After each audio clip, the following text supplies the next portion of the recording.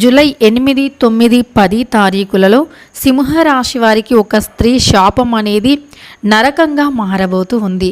సింహరాశి వారు ఈ వీడియోని మీరు ఎక్కడ ఉన్నా సరే అస్సలు మిస్ అవ్వకుండా చూడండి, పూర్తి అంశాలను తెలుసుకోండి. అలానే ఏ స్త్రీ శాపం వల్ల మీకు నరకం. శ్రీ లక్ష్మీ అమ్మవారి జ్యోతిష్యాలయం. మీ కుటుంబంలో ఎటువంటి సమస్యలు ఉన్నా, ఆర్థిక సమస్యలు ఉన్నా, ఆరోగ్య సమస్యలు ఉన్నా, ప్రేమ, పెళ్లి, సంతానం, అత్తాకోడళ్ల మధ్య ఎటువంటి సమస్యలు ఉన్నా, కోర్టు సమస్యలు, చదువు, భార్యాభర్తల మధ్య సమస్యలు, మానసిక సమస్యలు, నరదృష్టి కోసం, లక్ష్మి నిలకడగా ఉండకపోవటం, సంతానం కలగకపోవటం, గృహశాంతి లేకపోవటం, అలానే గ్రహాల దోషాలు, ఇవన్నీ కూడా పరిష్కారం చేయబడును. మీకు ఎటువంటి పర్సనల్ సమస్యలు ఉన్నా గురూజీ గారికి నమ్మకంతో ఒక్కసారి ఫోన్ కాల్ చేసి మీ సమస్యలను తొలగించుకోండి. స్త్రీ వశీకరణం, పురుష వశీకరణం కూడా చేయబడును. గురూజీ బాలాజీ గారు, వారి యొక్క సెల్ నెంబర్ వచ్చేసి 9014162580. మీకు ఎటువంటి సమస్యలు ఉన్నా నమ్మకంతో గురువు గారిని సంప్రదించండి. మీకుండే సమస్యలను తొలగా మారబోతూ ఉంది. ఏ స్త్రీ యొక్క శాపం అనేది మీకు తగలబోతూ ఉంది, అలానే ఏ స్త్రీ యొక్క శాపాన్ని మీరు ఎలా తొలగించుకోవాలి అనేటటువంటి అంశాలను ఈ వీడియోలో చూద్దాం. వీడియోనైతే ఎక్కడ కూడా స్కిప్ చేయకండి సింహరాశి వారు. ఇది మీకు ఎంతో అద్భుతంగా జీవితంలో ఎదగటానికి ఎన్నో మార్గదర్శకమైనటువంటి మాటలు కూడా ఉంటాయి.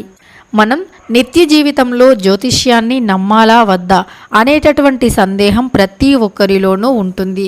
ఖచ్చితంగా మనం నిత్య జీవితంలో మన గ్రహాల యొక్క ప్రభావం అనేది మన జాతకం పైన ఖచ్చితంగా ప్రభావం చూపుతుంది. గ్రహాలు అనేవి మనకి లాభస్థానంలో, బలస్థానంలో ఉంటే మనకి అన్ని లాభాలు రావటం, అన్నీ కూడా బలంగా జరగటం. అంటే మనం పెద్దలు అంటుంటారు కదా, బలం ఉంటే ఏదైనా అవుతుంది అని చెప్పి, అలా మనకి గ్రహ బలం అనేది ఉంటే ఏదైనా సరే ఖచ్చితంగా అది జరిగి తీరుతుందన్నమాట. ఏదైనా మనం ఒక పని చేయాలి అనుకున్నా, లేదా మనం ఏదైనా ఒక వ్యాపారాన్ని కానీ, ఏదైనా ఒక సంస్థని కానీ మొదలు పెట్టాలి అనుకున్నా గ్రహస్థితి ఎలా ఉంది, రాబోయే రోజులు మనకు అనుకూలంగా ఉంటుందా ఉండదా అనేటటువంటిది మనం ఆలోచించి గ్రహస్థితిని పరిశీలించి ఆ తరువాతే మనం ఏదైనా పని చేయటానికి సిద్ధపడుతూ ఉంటామన్నమాట. అయితే ఈ సింహరాశి వారికి ఏ స్త్రీ శాపం వల్ల నరకంగా మారబోతుందో తెలుసుకుందాం. ముఖ్యంగా సింహరాశి వారు ఎలాంటి వారంటే పైకి చూడటానికి కాస్త గంభీరంగా కనిపించేటటువంటి వ్యక్తులు. ఎందుకు అంటే ఈ రాశికి అధిపతి సూర్యుడు, అంటే అగ్నితత్వమైనటువంటి రాశిగా పరిగణించబడుతూ ఉంటుంది. సింహరాశి అనేది రాశి చక్రంలో 5వ రాశి. మక 1, 2, 3, 4 పాదాలు, పుబ్బ 1, 2, 3, 4 పాదాలు, ఉత్తర 1వ పాదంలో జన్మించిన వ్యక్తులని సింహరాశి వారిగా పరిగణిస్తూ ఉంటారు. ఈ రాశికి అధిపతి సూర్యుడు. సూర్యుడు అంటే ఇక ఈ సూర్యుడు కాబట్టి అగ్నితత్వమైనటువంటి రాశి కిందికి వస్తుంది సింహరాశి. అందువల్ల వీరికి కాస్త కోపం ఎక్కువగానే ఉంటుంది, అంటే ముక్కు మీద కోపం ఉంటుంది. కానీ ఈ సింహరాశి వారి యొక్క మంచి మనస్సు, వీరి యొక్క తెలివితేటలు చూస్తే ఖచ్చితంగా ముచ్చటేస్తుంది. వీరి తెలివితేటలు చాలా అద్భుతంగా అన్నమాట. అలానే వీరికి చాలా మంచి తెలివితేటలు అనేవి ఉంటాయి. వీరు దేన్నైనా సరే ఛాలెంజ్గా తీసుకుంటారు. ఎప్పుడూ కూడా ఈ యొక్క సింహరాశి వారు ఏంటంటే ఎవరినైనా సరే ఇష్టపడినా, లేదా ఒక వ్యక్తితో స్నేహం చేసినా చాలా జెన్యూన్గా ఉంటారు. అందులోనూ సింహరాశి వారికి తెలివితేటలు అనేవి చాలా ఎక్కువగా ఉంటాయి. మంచితనం, తెలివితేటలు, ప్రేమగా మాట్లాడే గుణం, పైకి చూడటానికే కాస్త గంభీరంగా ఉంటారు. ముక్కు పైన కోపం వీరికి అనుకుంటారు.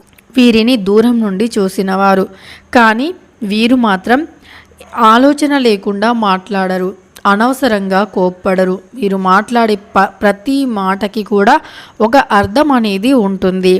అంతేకాదు వీరు చేసే ప్రతి పనిలో కూడా ఒక అర్థం ఉంటుంది. వీరి మాట్లాడే మాటకి కూడా అర్థం ఉంటుంది. అలానే అనవసరంగా ఎప్పుడూ మాట్లాడరు. బంధాల విలువ, బంధుత్వాల విలువ వీరికంటే కూడా ఎక్కువగా ఎవరికి తెలియదు అని కూడా చెప్పుకోవచ్చు. అంతేకాదు సింహరాశి వారు దేన్నైనా సరే అవలీలగా సాధించే శక్తిని కలిగి ఉంటారు. ఎందుకంటే వీరికి తెలివితేటలు చాలా ఎక్కువగా ఉంటాయి. వీరికి పెట్టుబడులు అనేవి అవసరం లేదు. కేవలం వీరి యొక్క తెలివితేటలే వీరికి పెట్టుబడులుగా పనిచేస్తూ ఉంటాయి. అంతేకాదు వీరు జీవితంలో ఏదైనా సాధించాలి అనుకుంటే అది ఖచ్చితంగా కూడా సాధించి తీరుతారన్నమాట. దేన్నైనా సరే సాధించాలి అని అనుకుంటే అది ఖచ్చితంగా సాధించే వరకు నిద్రపోరు. తెలివితేటలు అత్యంత ఎక్కువగా ఉంటాయి. వీరి మాటకు అలవాటు పడినటువంటి వ్యక్తులు ఇక వీరి మాటలు లేకుండా ఉండలేరు. వీరి ప్రేమకు అలవాటు పడిన వ్యక్తులు వీరిని చూడకుండా వీరితో మాట్లాడకుండా అస్సలు ఉండలేరన్నమాట. ఒక వ్యక్తిని ప్రేమిస్తే ఎంత గొప్పగా ప్రేమిస్తారో ఆ వ్యక్తి యొక్క అంటే ఆ వ్యక్తి జెన్యూన్గా లేకపోయినా వీరిపైన రెస్పెక్ట్ లేకపోయినా అలానే ఆ వ్యక్తిలో ఏవైనా తప్పు ఉన్నా సరే ఎంత ఎక్కువగా ప్రేమిస్తారో అంతే ఎక్కువగా ద్వేషిస్తారు కూడా. అంటే వీరికి కోపం అనేది సహజంగా రాదు.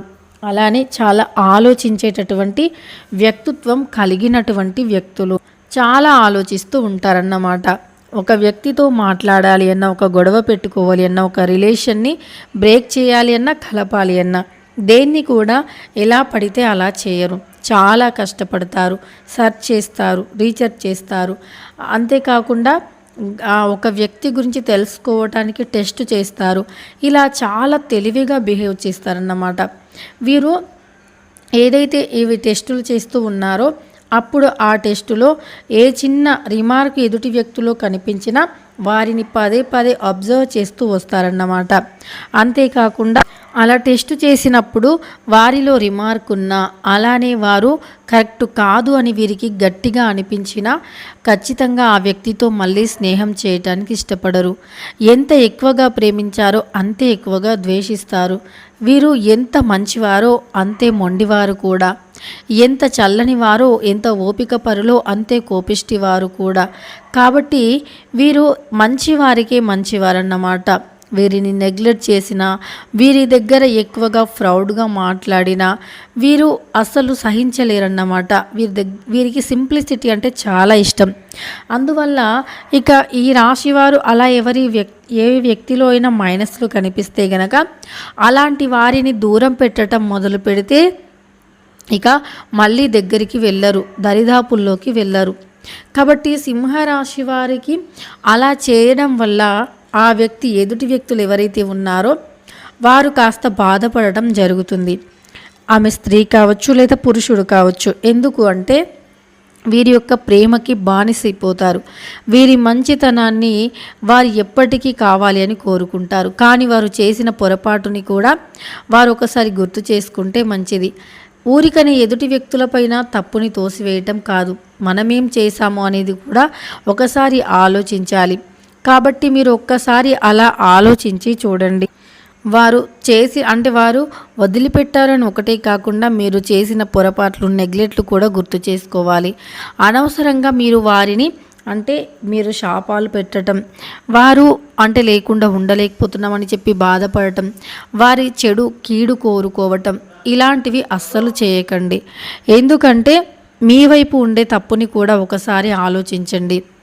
మీరు స్త్రీ అయినా మరియు పురుషులైనా ఏదైనా సరే ఒక బంధం ఆ రిలేషన్లో ఉన్నప్పుడు, ఆ బంధంలో ఉన్నప్పుడు వారి బాధను అర్థం చేసుకోవటం, వారు బాధలో ఉన్నప్పుడు ఏ వ్యక్తికైనా సరే సంతోషంలో ఎవరైనా ఉంటారు. కానీ వారు షార్ట్గా ఉన్నప్పుడు ఎందుకు వారలా బాధలో ఉన్నారు, అలానే వారు ఎందుకు ఇలా డల్లుగా మాట్లాడుతున్నారు, రోజు చాలా యాక్టివ్గా ఉండేవారు, అలానే కోపంలో వరకు మాట అన్నా సరే వారు ఇలాంటి వారు కాదు, ఏదో కోపంలో అన్నారు, ఏదో ప్రెజర్ ఉంది, ఏదో భారంగా ఉంది వారికి అని అర్థం చేసుకొని ప్రేమతో 4 మాటలు మాట్లాడి వారి మనస్సులో ఉండే భారాన్ని తొలగించడానికి ప్రయత్నించండి. మంచిగా ఉన్నప్పుడు ఎవరైనా వస్తారు, కానీ బాధలో ఉన్నప్పుడు వచ్చే బంధాలే అసలైన బంధాలు. బాధలో ఉన్నప్పుడు ఆ రిలేషన్ని స్ట్రాంగ్గా చేయటమే అసలు బాధలో ఉన్నప్పుడే రిలేషన్ అనేది చాలా స్ట్రాంగ్ అవుతుంది. ప్రేమగా ఉన్నప్పుడు, సుఖంలో ఉన్నప్పుడు ఎవరైనా సరే బాగానే ఉంటారు, కానీ ఒక మనిషికి కష్టం వచ్చినప్పుడు, ఒక మనిషి చాలా బాధపడుతున్నప్పుడు, ఎవ్వరితో కూడా ఏమీ చెప్పుకోకుండా ఉన్నప్పుడు అప్పుడే వారిని అర్థం చేసుకోవాలి. ఎవరితో ఏమి చెప్పట్లేదంటే వారు చెప్పి చెప్పి నలిగిపోయారని గుర్తుపెట్టుకోండి. అంతేకాకుండా మీరు ఆ వ్యక్తులు ఎవరైతే ఉన్నారో అంటే ఎదుటి వ్యక్తులు మీ పట్ల మీకు చెప్పడానికి కూడా ఇష్టపడట్లేదు అంటే ఇక ఈ బాధ చెప్పుకున్న తీరదు అనే ఒక భావనలో ఉంటారు. కాబట్టి దాన్ని మీరు కాస్త అర్థం చేసుకున్నట్లు అయితే మీరు లైఫ్ లాంగ్ కూడా అంటే మీకు ఒక బానిసలా ఉంటారనమాట. మీ ప్రేమకి ఒక బానిసలా ఉంటారు. అలా ఉంచుకోవడానికి ట్రై చేయండి, ప్రయత్నించండి. అంతే తప్ప మీరు ప్రతి చిన్నదానికి కూడా అంటే తను కోపంగా మాట్లాడారు, ఇక నేను మాట్లాడను, అలానే తను నాలో తప్పులను వేలెత్తి చూపారు, ఇక నేను మాట్లాడను అనటం, లేదా ఆమెకు ఇష్టం లేని పనులను చేయటం, ఇలాంటివి చేయటం వల్ల ఖచ్చితంగా సమస్యలు ఎదురవుతూ ఉంటాయి. కాబట్టి వాళ్ళలా ఇష్టపడండి.